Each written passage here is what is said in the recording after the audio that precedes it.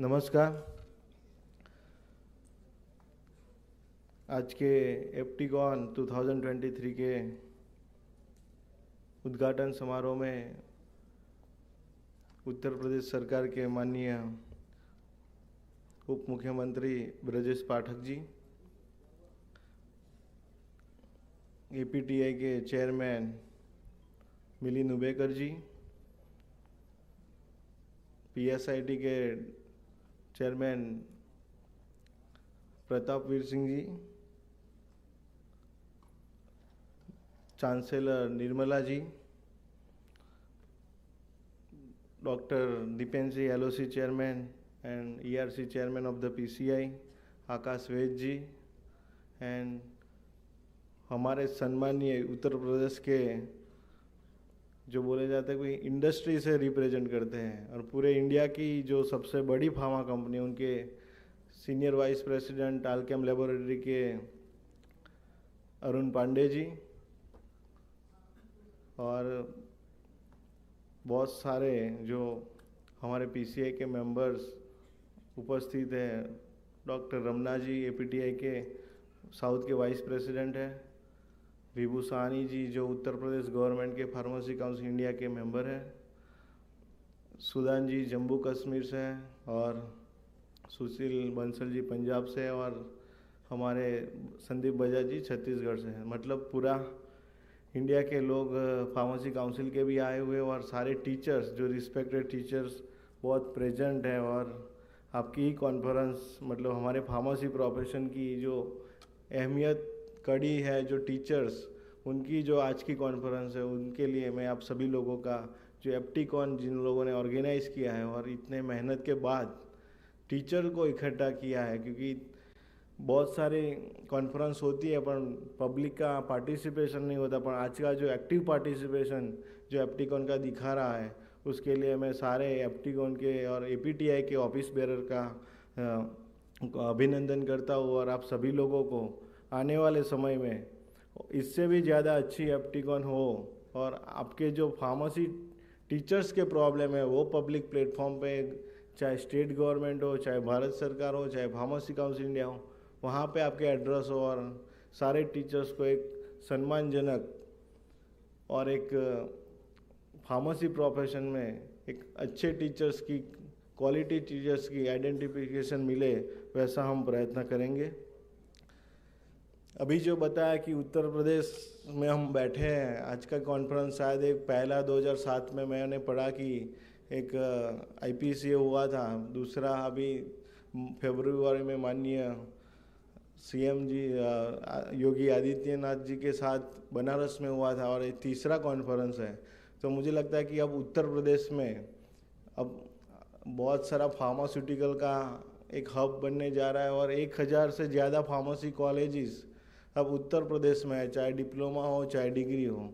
तो आने वाले समय में जो उत्तर प्रदेश गवर्नमेंट की फार्मा की जो नीति है, जो उन्होंने पॉलिसी बनाई है, उसमें भी फार्मा यूनिवर्सिटी की जो मेरी बात हुई थी माननीय योगी जी के साथ, तो उन्होंने भी उनके बजट में फार्मा यूनिवर्सिटी बनाने का प्रोविज़न करवाया, और बहुत ही उत्तर प्रदेश को पूरे इंडिया में पहला फार्मा यूनिवर्सिटी बनेगी मुझे लगता है। और इसके लिए सारे उत्तर प्रदेश के डिप्टी सीएम और सीएम और उनके जो सारे फार्मेसी क्षेत्र के साथ जुड़े हुए जीएन सिंह जी और सभी लोगों की मेहनत है, और हमारे लिए इतना फार्मेसी प्रोफेशन के लिए सोच रहे हैं। वैसी सरकार पहली है, क्योंकि गुजरात सरकार में भी हमारा फार्मेसी में हब है, हिमाचल है, बहुत सारी सरकार में मतलब हमारा फार्मा का हब है, पर उत्तर प्रदेश के पास मैन पावर की कमी नहीं है, न लैंड की कमी है, सब कुछ है।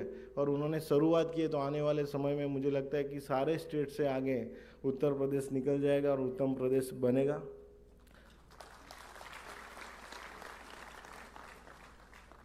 अभी जो टीचर्स के प्रॉब्लम्स चल रहे हैं, और हमने जो डिस्कशन इतने सालों हो गए, 75 ईयर्स हमारे देश को आज़ाद हुए, फिर भी हमारे टीचर्स को जो प्रॉब्लम्स आ रहे हैं, मैंने 1 साल से चार्ज लिया है फार्मेसी काउंसिल ऑफ इंडिया का। तो मेरे आने के बाद और हमारी पूरी team pharmacy council of India की ऐसे प्रयत्न कर रहे हैं कि पहले टीचर्स और स्टूडेंट को प्रायोरिटी मिले, क्योंकि अभी तक जो मैनेजमेंट की प्रायोरिटी थी वो मैंने कम कर दी, और टीचर्स और स्टूडेंट की प्रायोरिटी जो इश्यूज़ है उस पर हमने काम करना शुरू किया। और आपको पता है कि लास्ट ईयर हमने बहुत सारे लोगों की सीट रिडक्शन की, बहुत सारे लोगों का मतलब ये किया, पर पता है कि मैनेजमेंट का फोर्स पूरे इंडिया में जो मैनेजमेंट की लॉबी है बहुत बड़ी लॉबी है, और उनके सामने हमारी फार्मेसी काउंसिल इंडिया के जो लॉबी है वो थोड़ी छोटी पड़ गई। तो अब मैं आपसे रिक्वेस्ट करता हूँ कि आप सारे टीचर्स हो, सारे प्रिंसिपल्स हैं, तो अब हमारी लॉबी को थोड़ी मजबूत करनी है, फार्मेसी की लॉबी को, और जो टीचर्स को प्रॉब्लम कर रहे हैं उनके सामने हमको एक्शन लेना है, क्योंकि जब मैं एक्शन लेता हूँ तब हमारे टीचर्स हमारे सामने आते ही गलत कर दिया। मतलब बहुत सारी प्रॉब्लम्स हैं। मैंने जब पीसीए का प्रेसिडेंट का चार्ज लिया तो अभी तक का मेरा एक्सपीरियंस ऐसा रहा है कि जो भी मैं टीचर्स की फेवर, स्टूडेंट की फेवर में जो डिसीजन हम लेते हैं उनके ऑपोजिशन में टीचर्स ही आते हैं। मैनेजमेंट बैकग्राउंड में होते हैं, पर आप फ्रंट फुट पे मत आइए, मैनेजमेंट को आने दो तो मैं लड़ लूँगा, पर टीचर्स आते तब मुझे बैक फुट पे जाना पड़ता है। तो अभी आपको पता है कि हमने फीस बढ़ाई, फार्मेसी कॉलेजों की हमने फीस बढ़ाई। क्यों बढ़ाई? अब फार्मेसी काउंसिल इंडिया को पैसे की ज़रूरत नहीं है, हमारे पास सक्षम फंड है काउंसिल चलाने का। पर जो जीपेट का क्वेश्चन है, जीपेट का इश्यूज़ है, आपको पता है कि फार्मेसी काउंसिल इंडिया के पास 2020 के बाद मतलब पूरे इश्यूज़ चल रहे हैं। अब मैंने आके इनिशिएशन लिया कि जीपेट का इश्यू सॉर्ट आउट होना चाहिए, वो फार्मेसी काउंसिल इंडिया को ही लेना चाहिए। तो उसकी प्रोविज़न कर दिया मैंने। अगले मार्च में फार्मेसी काउंसिल इंडिया ही जीपेट की एग्ज़ाम कंडक्ट करवाएगी, और उसके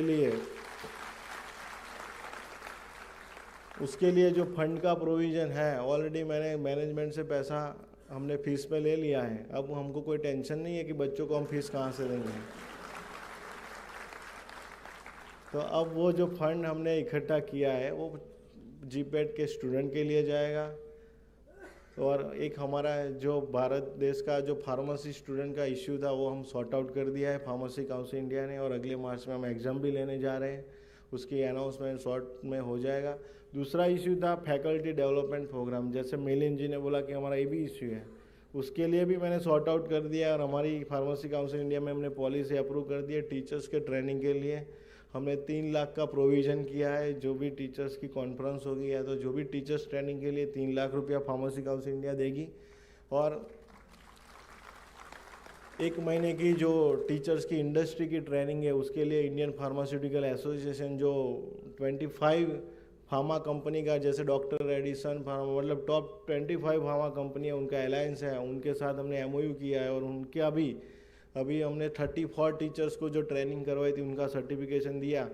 उसका भी हमने बजट बढ़ाकर 100 टीचर कर दिया है कि जो भी 100 टीचर को ट्रेनिंग चाहिए, क्योंकि 34 टीचर ढूंढना भी हमारे लिए मुश्किल था उस टाइम पे।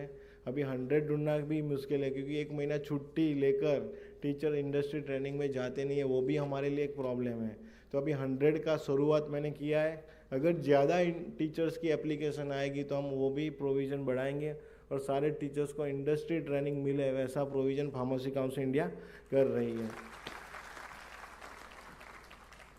बाकी का जो टीचर्स का एक तो प्रॉब्लम था, मेन बेसिक तो सैलरी होती है सभी टीचर्स की, उसके लिए ऑलरेडी फार्मेसी काउंसिल इंडिया ने देखो मैनेजमेंट को सुधारा, सिस्टम से सुधारा जा सकता है। चाहे मैं एक्शन लूँ, चाहे आप फाइट करोगे, कुछ नहीं होगा।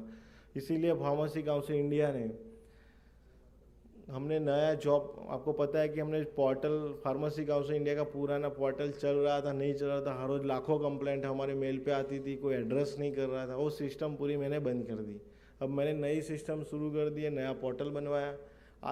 आज से मैं आपको APTI कॉन में जो है आज से हम शुरुआत करते हैं, क्योंकि आज मैं अनाउंस करूँगा कि आज से ही हमने टेस्टिंग करना शुरू करना, मैंने काउंसिल को ऑर्डर कर दिया है कि जितने भी टीचर्स, स्टूडेंट्स और मैनेजमेंट के जो इंफ्रास्ट्रक्चर्स है वो सारे हमारे पोर्टल पर रजिस्ट्रेशन होगा। उसमें आपको फार्मेसी मतलब PRTS सिस्टम, मतलब फार्मेसी रजिस्ट्रेशन ट्रैकिंग सिस्टम का हमने लॉन्चिंग किया है। उसमें हर एक टीचर्स, हर एक स्टूडेंट, मतलब हर एक को उस पर पहले रजिस्ट्रेशन करवाना पड़ेगा। उसमें आपका स्टेट फार्मेसी काउंसिल का नंबर लगेगा, उसकी वैलिडिटी लगेगी, आपका आधार कार्ड लगेगा, आपका पान कार्ड लगेगा, मतलब हर एक डिटेल आपकी लगेगी, और आपको एक सेंट्रली काउंसिल का central registration number pharmacy council India provide करेगी। वो नंबर आपके पूरे एकेडमिक कैरियर में, मतलब जहाँ अगर आप एक स्टेट से दूसरे स्टेट मूव करते हो तो आपको काउंसिल का रजिस्ट्रेशन ट्रांसफ़र करवाने की ज़रूरत नहीं है। तो फार्मेसी का सेंट्रल रजिस्ट्रेशन नंबर ही चलेगा। बाद में आप वो फैकल्टी, वही नंबर से आप फैकल्टी पोर्टल पे रजिस्ट्रेशन लॉगिन कर सकते हो वही नंबर से, और आपका पूरा एकेडमिक का जो भी ट्रैक रिकॉर्ड है, मतलब आपके रिसर्च है, पेटेंट है, जो भी आपका है, मतलब आपका पूरा एकेडमिक कैरियर उसमें मतलब आप अपलोड कर सकते हो, और कभी भी हम वेरीफाई भी कर सकते हैं। बाद में जितने भी स्टूडेंट्स हैं उनका सारे स्टूडेंट को हम पोर्टल पे रजिस्ट्रेशन कर देंगे, और फर्स्ट ईयर से लेकर लास्ट ईयर जब तक पढ़ाई नहीं होगी उनकी कंप्लीट, तब तक हम उनका ट्रैकिंग रखेंगे। और बाद में पढ़ाई करने के बाद वो सीधा स्टेट फार्मेसी काउंसिल में सिंगल विंडो में रजिस्ट्रेशन करवा सकता है। तो पूरे इंडिया के फार्मासिस्ट मतलब कहीं पे भी सिंगल विंडो से कर सकते हैं। सारे मैनेजमेंट, जितने भी इंस्ट्रूमेंट है, जितने भी लेबोरेटरीज है, जितने भी क्लासरूम है, उन सब का आपको परचेस बिल के साथ, इंस्ट्रूमेंट है तो परचेस बिल के साथ आपको हर एक इंस्ट्रूमेंट रजिस्ट्रेशन करवाना पड़ेगा, उसका बारकोड निकलेगा, और बारकोड आपको वो इंस्ट्रूमेंट पे एसओपी के साथ चिपकाना पड़ेगा, और उसका जब भी इंस्पेक्शन होगा उसका पूरा वेरिफिकेशन क्यूआर कोड के थ्रू हो जाएगा। मतलब पूरी सिस्टम में एक ट्रांसपेरेंसी हम लाना चाहते हैं, और जो भी फर्जी डेटाबेस हमारी पोर्टल में पड़ा है वो निकल जाएगा, और अच्छे टीचर्स को रिस्पेक्टफुली जॉब भी मिलेगी और सैलरी भी मिलेगी। तो इसके लिए पूरे सिस्टम हम ट्रांसपेरेंसी लाना चाहते हैं, और फार्मेसी काउंसिल इंडिया ये सिस्टम आज से ट्रायल करना शुरू कर दिया है। आप लोगों का सहयोग चाहिए, कोई भी सजेशन हो तो हम मुझे मेल तो व्हाट्सअप कर सकते हो। और आपकी जो एप्टीकॉन है, मतलब एपीटीआई कौन है, उसमें भी बहुत सारे प्रॉब्लम्स आएंगे, तो वो भी हमारे मिलिंद उमेकर जी है, दीपेन जी है, सबके साथ चर्चा करके वो प्रॉब्लम मेरे पास भिजवा देना, तो उस पर भी हम एक्शन करेंगे। और बहुत सारा आपका मतलब फार्मेसी काउंसिल इंडिया को हम डे टू डे अपग्रेड करने जा रहे हैं, फार्मेसी प्रोफेशन को अपग्रेड करने चाहिए, क्योंकि हमारे आदरणीय प्रधानमंत्री जी और चाहते हैं कि फार्मेसी पूरा ग्लोबली बने। ऑलरेडी हम फार्मेसी ऑफ द वर्ल्ड बने हैं, पर टीचर्स और स्टूडेंट को कैसे अदर कंट्री में जाके काम करें, उसके लिए भी भारत सरकार प्लानिंग कर रही है। बहुत सारी एम्बेसी के साथ फार्मेसी काउंसिल इंडिया की मीटिंग्स भी हुई है, तो वहाँ हमारे फार्मासिस्ट वहाँ जाके काम करेंगे, और उसकी जो बैरियर है एग्ज़ाम, वो सब उसके लिए हम नेगोशिएशन कर रहे हैं कि इधर की पढ़ाई वहाँ वैलिड और वहाँ की पढ़ाई इंडिया में वैलिड हो। तो वो सारा प्रोविज़न हम करने जा रहे हैं।